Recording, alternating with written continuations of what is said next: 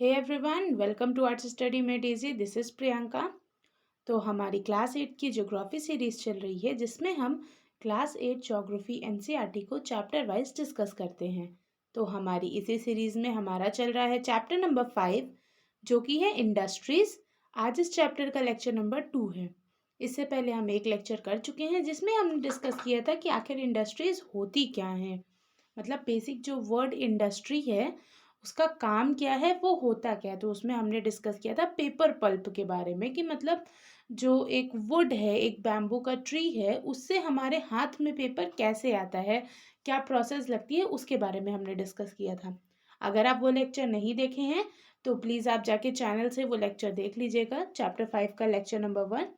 और इससे पहले के जो हमारे लेक्चर्स हैं उनकी जो प्लेलिस्ट है आपको डिस्क्रिप्शन में मिल जाएगी, आप वहाँ से देख लीजिएगा अगर आपको नीड होगी तो। और शेयर भी करिएगा जिनको ज़रूरत है।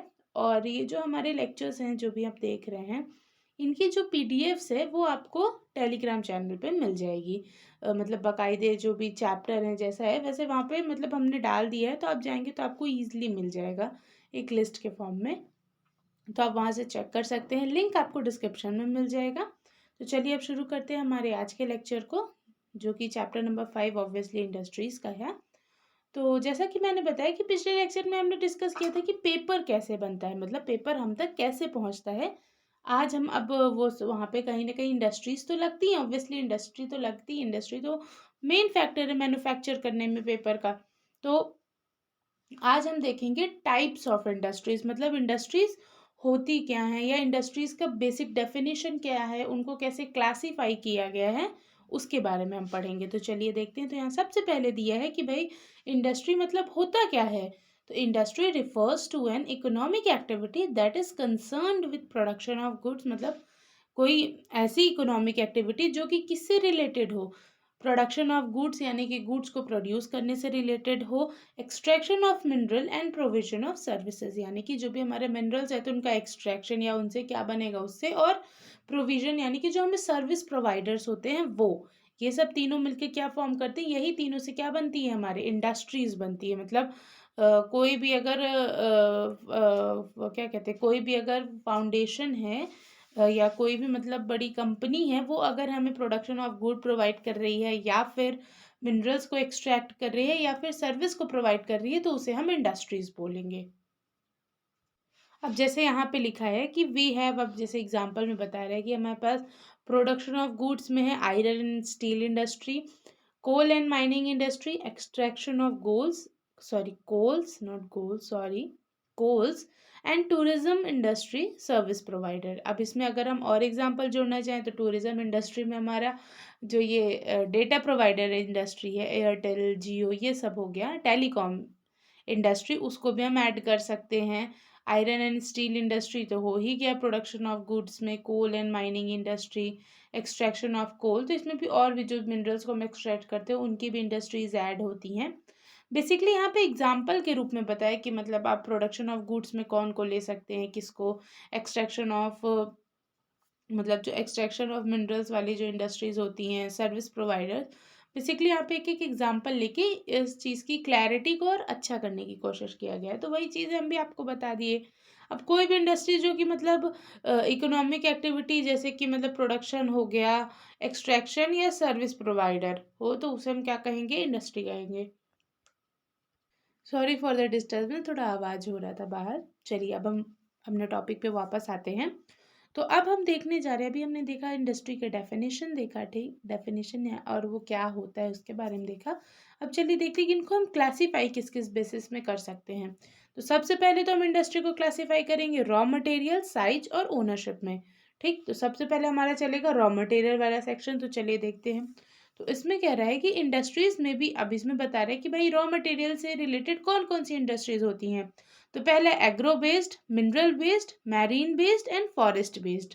मतलब एग्रो बेस्ड यानी कि जो भी हमारे प्लांट प्रोडक्ट्स होते हैं जो एग्रीकल्चर से प्रोड्यूस होते हैं, उस पे जो बेस्ड इंडस्ट्रीज रहती है उन्हें हम एग्रो बेस्ड कहते हैं। ठीक, फिर उसके बाद अगर हम बात करें मिनरल बेस्ड की, तो मिनरल में जैसे मान लीजिए कोई हमारा मिनरल हो गया, आयरन ही को अगर हम ले लें, तो उससे रिलेटेड जो इंडस्ट्रीज होंगी वो मिनरल बेस्ड इंडस्ट्रीज में आएंगी।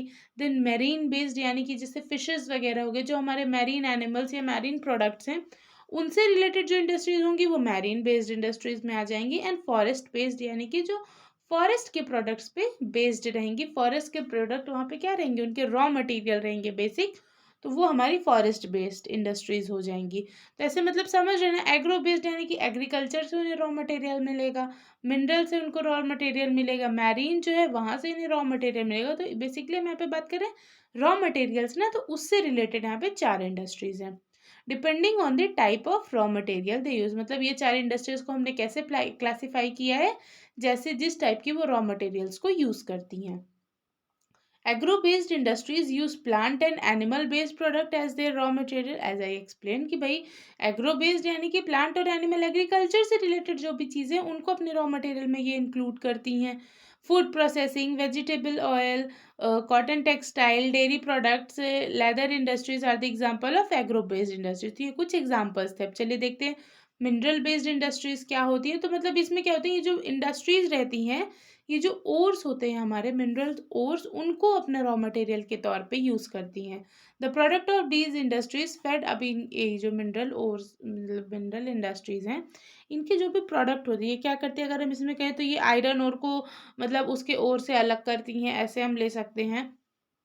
तो मतलब जो भी आयरन ओर से हमें आयरन मिला, अब वो क्या करेगा, वो दूसरी कंपनी के लिए क्या है, रॉ मटेरियल है। तो मतलब ये जो मिनरल बेस्ड इंडस्ट्रीज के जो प्रोडक्ट्स होते हैं वो दूसरी कंपनी के लिए रॉ मटेरियल का काम करते हैं, ये इसमें कह रहा है। This is used as raw material for manufacture of number of other products such as heavy machinery, building material and railway coaches.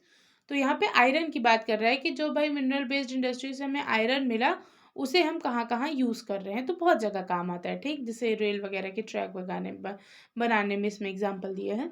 अब चलिए देखते हैं मैरीन बेस्ड इंडस्ट्रीज ये क्या होती है। तो ये जो भी मतलब सी प्रोडक्ट्स होते हैं, यानी कि सी से निकलने वाले हमारे लिए जो यूजफुल प्रोडक्ट्स होते हैं, ये उनको अपना raw material as a raw material use करती है, या फिर कह सकते हैं उनको और अच्छे से प्रोसेस करके हमें सेल करती हैं। जैसे कि अगर हम फिशेस वगैरह की बात करें तो फिश ऑयल हो गया, और भी अलग अलग टाइप की फिशेस हो गई, तो इन सबको ये इनसे, या फिर जो सी वीड्स आती है हमारी, वो सब भी जो चीज़ें वो सब किस में आती है, मैरीन बेस्ड इंडस्ट्रीज में आती हैं। The industries associated with foresters are, अब इसमें बता रहे हैं कि जो फॉरेस्ट से रिलेटेड हमारी इंडस्ट्रीज है वो कौन कौन सी हैं। तो जो हमने कल एग्जांपल देखा था पेपर बनने का, पेपर एंड पल्प इंडस्ट्रीज, तो वो भी क्या है, वो हमारी फॉरेस्ट बेस्ड है।